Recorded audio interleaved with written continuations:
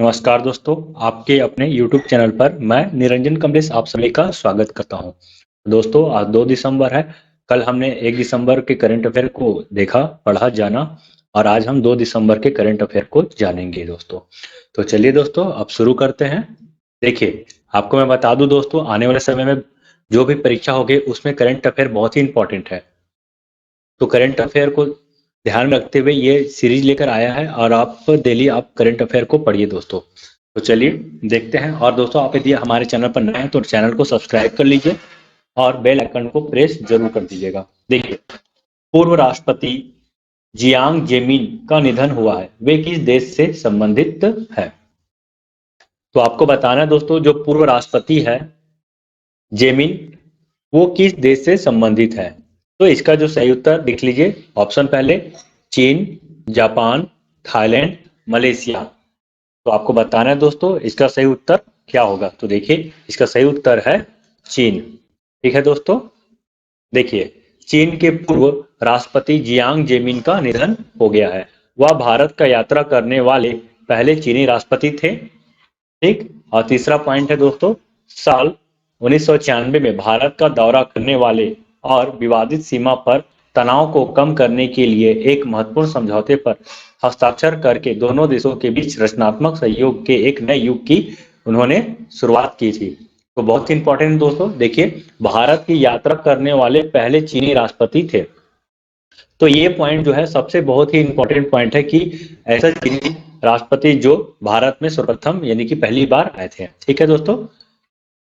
चलिए अगला क्वेश्चन देखते हैं। किस कंपनी ने पहली बार ऐसा एयरक्राफ्ट इंजन बनाया है जो हाइड्रोजन फ्यूल पर चलेगा? आपको बताना है दोस्तों। Option A Tesla company, option B BMW company, option C Tata company, option D Rolls Royal और EasyJet कंपनी। तो इसका जो सही उत्तर हो जाएगा दोस्तों, वो है option number D Rolls Royal और EasyJet कंपनी।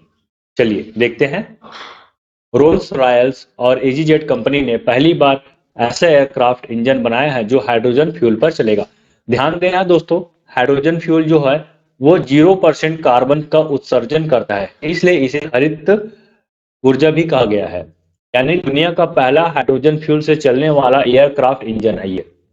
ठीक है, दुनिया का पहला हाइड्रोजन फ्यूल से चलने वाला एयरक्राफ्ट इंजन है। इसका सफल परीक्षण स्कॉटलैंड के आर्कोनी आइलैंड के बोस्कॉम्ब डाउन की सरकारी टेस्ट फैसिलिटी में किया गया है। तो ध्यान रखेंगे कहाँ इसका परीक्षण किया गया, तो स्कॉटलैंड में किया गया है। ठीक। रोल्स रॉयल्स ने इस काम के लिए AE2100A टर्बोप्रोप इंजन का इस्तेमाल किया है। तो देखिए, इसमें इंजन का कौन सा उपयोग किया गया है, तो AE2100A का उपयोग किया गया है। और ये पॉइंट है दोस्तों, तीसरा पॉइंट यहाँ पे, चौथा जो पॉइंट है बहुत ही इंपॉर्टेंट है। देखिए, संयुक्त राष्ट्र ने साल 2050 तक कार्बन उत्सर्जन को जीरो करने का लक्ष्य रखा है। उस मुहिम में इन दोनों कंपनियों ने रेस टू जीरो, है ना, द रेस टू जीरो के तहत यह इंजन बनाया है ताकि पेट्रोलियम आधारित फ्यूल के बजाय ग्रीन फ्यूल यानी हाइड्रोजन को ईंधन के तौर पर इस्तेमाल किया जाए। तो इस पॉइंट को आप ध्यान में रख लेंगे दोस्तों। और दूसरा जो है कौन सी कंपनी है, तो रोल्स रॉयल और EasyJet कंपनी है। ठीक है, दुनिया का पहला हाइड्रोजन फ्यूल से चलने वाला एयरक्राफ्ट इंजन, बहुत ही इंपॉर्टेंट दोस्तों, आगामी परीक्षा में बहुत ही काम आने वाला है, ध्यान रखेंगे आप। देखिए अगला क्वेश्चन है, सिपकॉट औद्योगिक पार्क किस राज्य में है? ठीक है, सिपकॉट औद्योगिक पार्क किस राज्य में है, आपको बताना है दोस्तों। देखिए, option A Kerala, option B Telangana, option C Tamil Nadu, option D Maharashtra. तो देखिए दोस्तों, इसका जो सही उत्तर हो जाएगा ऑप्शन नंबर सी तमिलनाडु। ठीक है, तमिलनाडु के मुख्यमंत्री MK स्टालिन। यहाँ पे सबसे इंपॉर्टेंट बात याद रख लेंगे। पहली बात तो यह है कि तमिलनाडु के मुख्यमंत्री कौन है, तो MK स्टालिन। ठीक है, ने तमिलनाडु के पेरम्बलूर जिले के एरियूर में एक औद्योगिक पार्क का उद्घाटन किया है। उन्होंने फिनिक्स कोठारी फुटवियर पार्क की आधारशिला भी रखी है। तमिलनाडु के राज्य उद्योग संवर्धन निगम, देखिए सिपकोट का जो फुल फॉर्म है तमिलनाडु के, यानी कि फुल फॉर्म है इसका राज्य उद्योग संवर्धन निगम, 243.39 एकड़ के पार्क का उद्घाटन 2022-23 के बजट सत्र में एक घोषणा के बाद किया गया कि कोयम्बटूर, पेरम्बलूर, मदुरई, वेल्लोर और तिरुवल्लुर जिलों में नए पार्क स्थापित किए जाएंगे। तो इसी बजट की घोषणा के तहत ही यहाँ तमिलनाडु में जो है औद्योगिक पार्क की स्थापना किया गया है। इस पॉइंट को आप ध्यान रखेंगे। चलिए अगला क्वेश्चन देखते हैं दोस्तों। डॉक्टर आपके द्वार मोबाइल हेल्थ क्लिनिक किस राज्य में चालू की गई है? तो आपको बताना है। Option A Bihar, option B Jharkhand, option C Maharashtra, option D Chhattisgarh. तो देखिए दोस्तों, इसका जो सही उत्तर हो जाएगा वो है ऑप्शन नंबर ए बिहार। ठीक है, देखिए योजना के तहत गरीब वर्ग के मुफ्त इलाज के लिए 10 मोबाइल हेल्थ क्लिनिक की शुरुआत की गई है। अभी प्रारंभिक तौर पे जो है 10 मोबाइल हेल्थ क्लिनिक की क्या किया गया है, शुरुआत किया गया है। इनमें से 3 मोबाइल हेल्थ क्लिनिक को महिलाओं के इलाज के लिए समर्पित किया गया है। दोस्तों आपको एक प्रश्न मैं दे रहा हूं कि छत्तीसगढ़ सरकार ने भी मोबाइल क्लिनिक हेल्थ सेवा प्रारंभ किया गया है। ठीक है, आपको बताना उस योजना का नाम क्या है। ठीक, चलिए देखिए क्या है दूसरा पॉइंट। केंद्रीय नवीन एवं नगरीकरण ऊर्जा मंत्री आर के सिंह ने, ध्यान रखेंगे आर के सिंह केंद्रीय मंत्री है, आर के सिंह ने बिहार के भोजपुर जिले के आरा के सदर अस्पताल में 10 मोबाइल हेल्थ क्लिनिक की शुरुआत की है। ध्यान रखेंगे, बहुत इंपॉर्टेंट है। स्वास्थ्य परियोजना की कुल लागत 12.68 करोड़ रुपए है। इससे मोबाइल हेल्थ क्लिनिक के संचालन और 3 वर्षों के लिए परिचालन व्यय की सुविधा प्रदान की जाएगी। तो आपको ध्यान रखना है कि मोबाइल हेल्थ क्लिनिक कहाँ शुरू किया गया है, तो बिहार में। ठीक है, केंद्रीय नवीन एवं नवीकरणीय ऊर्जा मंत्री आर के सिंह के द्वारा इसका उद्घाटन किया गया है। आपको क्वेश्चन का जवाब देना है दोस्तों, छत्तीसगढ़ में कौन सा क्लिनिक मोबाइल योजना चलाया जा रहा है सरकार द्वारा। ठीक है, चलिए अगला क्वेश्चन देखिए। 1 दिसंबर 2022 से G20 की अध्यक्षता किस देश द्वारा किया जाएगा? बहुत इंपॉर्टेंट दोस्तों।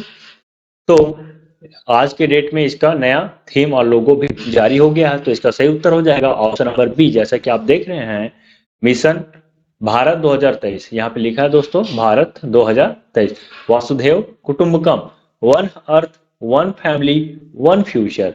बहुत ही इंपॉर्टेंट है दोस्तों। चलिए आगे इसके बारे से और जानते हैं।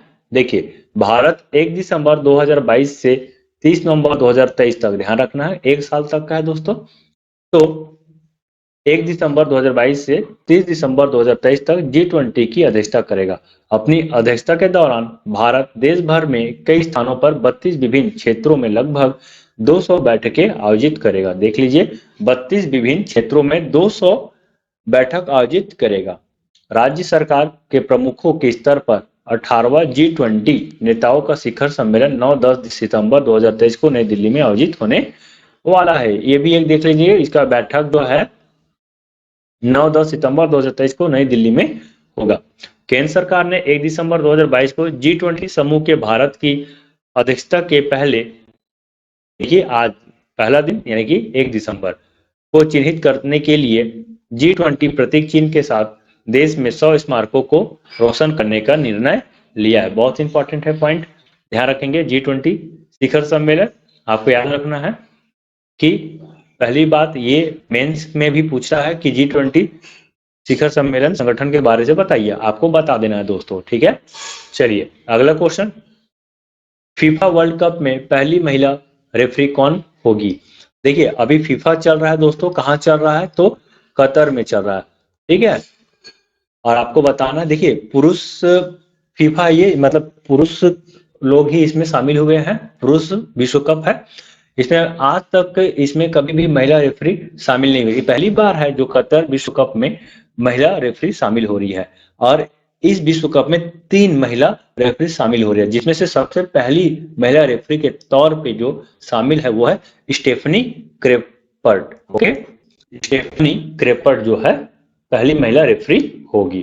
ठीक है, देखिए कहाँ की रहने वाली है, तो फ्रांस की। तो फ्रांस की स्टेफनी क्रेपर्ट एक बार फिर इतिहास रचने जा रही है। वह 1 दिसंबर को कोस्टारिका और जर्मनी के मैच में रेफरी की भूमिका में नजर आएगी। वह पहली महिला रेफरी होगी जो पुरुषों के किसी टूर्नामेंट में फाइनल मैच में रेफरी बनेगी। ठीक है, ध्यान रखेंगे, बहुत इंपॉर्टेंट है। अब देख लीजिए, पुरुषों के फीफा विश्व कप में पहली बार 3 महिला रेफरियों को शामिल किया गया है। 2 अन्य रवांडा की सलीमा है, ठीक है, रवांडा की सलीमा मुकान सांगा और जापान की यामासीता है। कतर में हो रहे फीफा विश्व कप 2022 के लिए कुल 36 रेफरी चुने गए हैं, जिसमें से 3 महिला रेफरी शामिल है। ठीक है दोस्तों, तो ध्यान रख लेंगे कुल 3 महिला रेफरी है, जिसमें पहला रेफरी बनने का जो सौभाग्य प्राप्त हुआ है वो है स्टेफनी फ्रेपर्ट को। ओके, चलिए अगला क्वेश्चन देखते हैं। अंतरराष्ट्रीय जगुआर दिवस प्रति वर्ष किस दिन मनाया जाता है? देखिए, ये जगुआर है, यानी कि दूसरे शब्दों में बिल्ली की एक प्रजाति है। ठीक है, इसे अमेरिकी कैट भी कहा जाता है दोस्तों। तो किस दिन मनाया जाता है?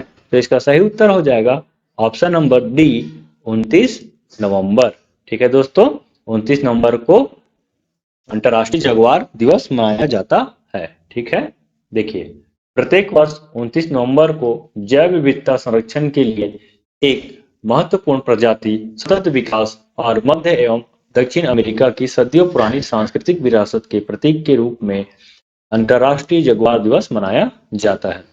अंतर्राष्ट्रीय जगुआर दिवस को जगुआर के सामने बढ़ते खतरों और मैक्सिको से अर्जेंटीना तक इसके अस्तित्व को सुनिश्चित करने वाले महत्वपूर्ण संरक्षण प्रयासों के बारे में जागरूकता बढ़ाने के लिए मनाया जाता है। देखिए, यह अमेरिका की सबसे बड़ी जंगली बिल्ली है। ठीक है, जगुआर को क्या बोला जाता है? जंगली बिल्ली। ठीक है, और अमेरिका की सबसे बड़ी जंगली बिल्ली है दोस्तों। चलिए अगला क्वेश्चन देखते हैं। विश्व एड्स दिवस कब मनाया जाता है? तो आपको बताना है। देखिए ऑप्शन है 1 दिसंबर, ऑप्शन बी 2 दिसंबर, ऑप्शन सी 3 दिसंबर, ऑप्शन डी 4 दिसंबर। तो इसका सही उत्तर हो जाएगा दोस्तों ऑप्शन नंबर ए, 1 दिसंबर। देखिए, हर साल दुनिया भर में विश्व एड्स दिवस मनाया जाता है। यह HIV से संक्रमित लोगों के लिए समर्थन दिखाने और इस बीमारी से जान गंवाने वाले रोगियों को श्रद्धांजलि देने के लिए मनाया जाता है। तो इसका कारण यहाँ पे छुपा है दोस्तों कि क्यों मनाया जाता है प्रति वर्ष 1 दिसंबर को एड्स दिवस। तो इसका कारण है कि संक्रमित लोगों के लिए समर्थन दिखाने और इस बीमारी से जो लोग भी जान गंवा दिए हैं उसको श्रद्धांजलि देने के लिए प्रति वर्ष 1 दिसंबर को विश्व एड्स दिवस मनाया जाता है। देखिए दूसरा पॉइंट क्या है। साल 1988 में विश्व एड्स दिवस को पहले इंटरनेशनल हेल्थ डे के रूप में मनाना शुरू किया गया था। ठीक है, कब से शुरुआत किया गया? तो 1988 से नेशनल इंटरनेशनल हेल्थ डे के रूप में। ठीक है, आज वर्तमान में विश्व एड्स दिवस के रूप में इसे जाना जाता है।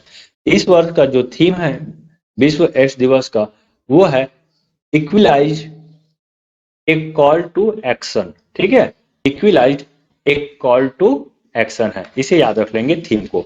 चलिए अगला क्वेश्चन देखते हैं दोस्तों। फोर्ब्स ने भारत के 100 सबसे अमीर शख्सियतों की लिस्ट में किसे प्रथम स्थान पर रखा है? हाल ही में फोर्ब्स का 100 सुपर पावरफुल जो भारत के 100 सबसे अमीर ताकतवर हस्तियों का लिस्ट जारी किया दोस्तों। आपको बताना है कि इसमें सबसे पहला स्थान किसे प्राप्त हुआ है। देखिए ऑप्शन मुकेश अंबानी, गौतम अंबानी, गौतम अडानी, अनिल अंबानी, शिव नाडार। तो इसका जो सही उत्तर हो जाएगा वह दोस्तों गौतम अडानी। अडानी जो है बहुत ही मतलब भारत के सबसे अमीर शख्सियतों में सर्वप्रथम स्थान हासिल किया है। ओके, देखिए फोर्ब्स ने भारत के 100 सबसे अमीर शख्सियतों की list Forbes 2022 list of India 22 जारी कर दी है। इस लिस्ट के अनुसार भारत के 100 सबसे अमीर लोगों की कुल संपत्ति 25 अरब डॉलर के उछाल के साथ 800 अरब डॉलर तक पहुंच गए। मतलब 100 सबसे अमीर व्यक्ति है दोस्तों, कुल इसकी संपत्ति है 800 अरब डॉलर। फोर्ब्स की इस लिस्ट में गौतम अडानी शीर्ष पर है, जबकि मुकेश अंबानी को दूसरा स्थान मिला है। देखिए इससे पहले क्या होता था, मुकेश अंबानी जो है प्रथम स्थान पर आते थे, लेकिन इस बार क्या हुआ है, मुकेश अंबानी ना होकर गौतम अडानी जो है शीर्ष स्थान पर आ गए हैं। ठीक है, चलिए अगला क्वेश्चन देखते हैं दोस्तों। राजस्थान में 28 नवंबर से 11 दिसंबर 2022 तक द्विपक्षीय प्रशिक्षण अभ्यास ऑस्ट्रा हिंड 22 किन दो देशों के बीच आयोजित किया जा रहा है? देखिए ये युद्धाभ्यास है दोस्तों। ठीक है, द्विपक्षीय प्रशिक्षण अभ्यास या युद्धाभ्यास बोल सकते हैं, राजस्थान में चल रहा है अभी भी। तो ऑस्ट्रा हिंड 22 किन दो देशों के बीच चल रहा है आपको बताना है दोस्तों। भारतीय सेना और अमेरिकी सेना के बीच, भारतीय सेना और जापानी सेना के बीच, भारतीय सेना और ऑस्ट्रेलियाई सेना के बीच, भारतीय सेना और चीनी सेना के बीच। तो देखिए इसका सही उत्तर हो जाएगा ऑप्शन नंबर सी, भारतीय सेना और ऑस्ट्रेलियाई सेना के बीच। ठीक है दोस्तों, तो यहीं तक था हमारा वीडियो आज का। आपको वीडियो कैसा लगा कमेंट्स करके जरूर बताइए दोस्तों, और आपका हमारे यूट्यूब चैनल पे स्वागत है। दोस्तों, आप पहली बार हमारे चैनल पे हैं तो प्लीज हमारे चैनल को सब्सक्राइब कर लीजिए, क्योंकि इसी तरह का वीडियो आपको हमेशा देखने को मिलता रहेगा। तो दोस्तों, मिलते हैं एक नई वीडियो के साथ। तब तक के लिए बाय बाय, मस्त रहिए, मस्त पढ़िए, धन्यवाद।